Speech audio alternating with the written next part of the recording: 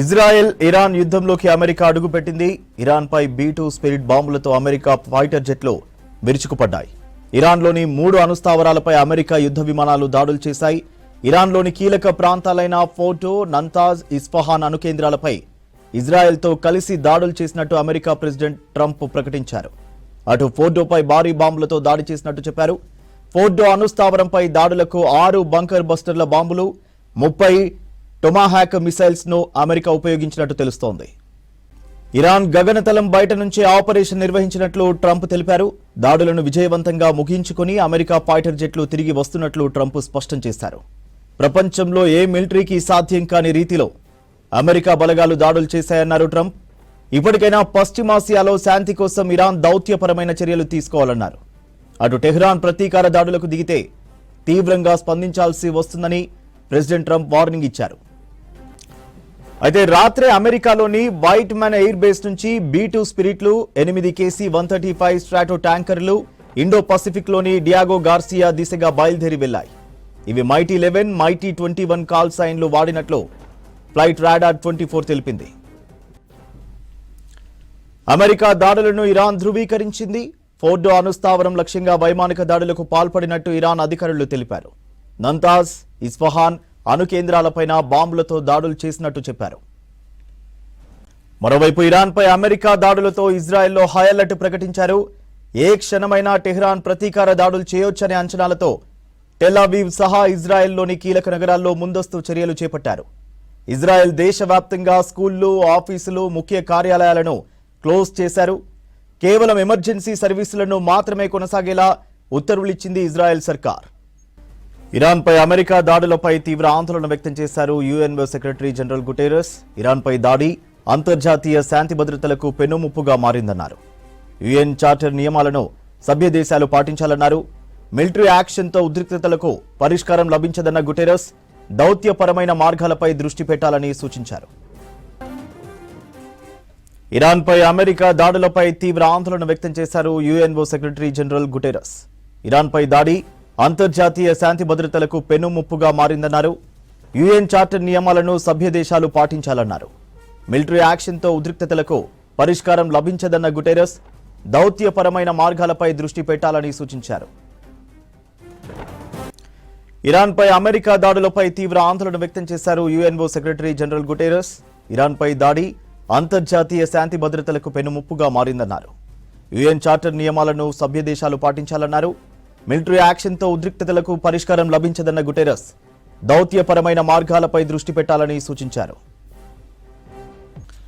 కాసేపట్లో సచివాలయంలో మంత్రులు కమిటీ భేటీ కానుంది. డిప్యూటీ సీఎం బట్టి విక్రమార్క అధ్యక్షతన కమిటీ సమావేశం కానుంది. సమావేశానికి హాజరు కావాలని ప్రిన్సిపల్ సెక్రటరీలకు ఉన్నతాధికారులు ఆదేశాలు జారీ చేశారు. మౌలిక వసతులు, పెండింగ్ పనులు, నిధుల సేకరణపై చర్చించనున్నారు. కాసేపట్లో సచివాలయంలో మంత్రులు కమిటీ భేటీ కానుంది. డిప్యూటీ సీఎం బట్టి విక్రమార్క అధ్యక్షతన కమిటీ సమావేశం కానుంది. సమావేశానికి హాజరు కావాలని ప్రిన్సిపల్ సెక్రటరీలకు ఉన్నతాధికారులు ఆదేశాలు జారీ చేశారు. మౌలిక వసతులు, పెండింగ్ పనులు, నిధుల సేకరణపై చర్చించనున్నారు. మంత్రుల కమిటీ భేటీపై డీటెయిల్స్ షరీఫ్ అందిస్తారు. షరీఫ్, ఏ అంశాలపై మంత్రులు చర్చించే ఛాన్స్ ఉంది?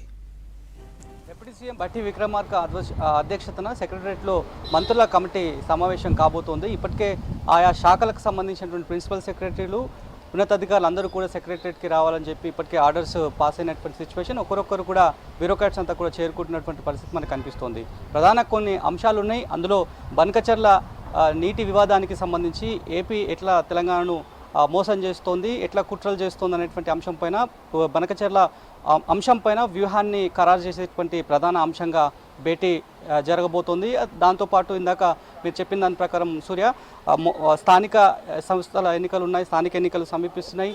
అదేవిధంగా మౌలిక సదుపాయాలకు సంబంధించి పెండింగ్ పనులు కావచ్చు, నిధులకు సంబంధించి నిధుల సమీకరణ, ఈ పలు అంశాలపైన కీలకంగా ఈ భేటీ కాబోతున్నారు. ఈ భేటీకి సంబంధించినటువంటి మంత్రులు కమిటీలో ఎవరైతే ఉన్నారో వాళ్ళంతా కూడా హాజరు కావాలనేది కూడా భేటీకి సంబంధించినటువంటి ఇన్ఫర్మేషన్. సో పూర్తి స్థాయిలో మంత్రులందరూ కూడా కమిటీకి సంబంధించి ఎవరైతే మంత్రులు ఉన్నారో వాళ్ళంతా కూడా ఈ సమావేశానికి హాజరు కావాలనేది కూడా ఇప్పటికే ఆయా మంత్రులకు పూర్తి సమాచారాన్ని చేరవేసినటువంటి పరిస్థితి కనిపిస్తోంది.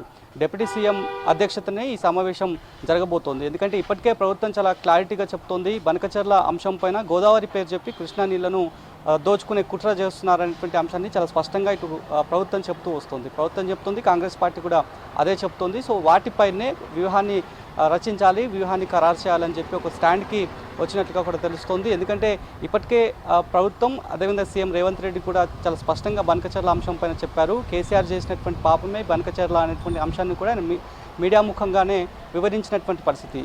ఇదే అంశం పైన సెంట్రల్కి వెళ్ళి జలశక్తి కేంద్ర మంత్రులను కూడా కలిశారు, పూర్తి అంశాలను కూడా చెప్పారు. బనకచర్లకి అనుమతి ఇవ్వద్దు అనేది అడ్డుకోవాలనేది కూడా అడ్డుకుంటున్నాం, మేము అనుమతి ఇవ్వద్దు అనేటువంటి అంశాన్ని కూడా స్పష్టంగా చెప్పారు. ఇక స్థానిక ఎన్నికలు కూడా సమీపిస్తున్నాయి.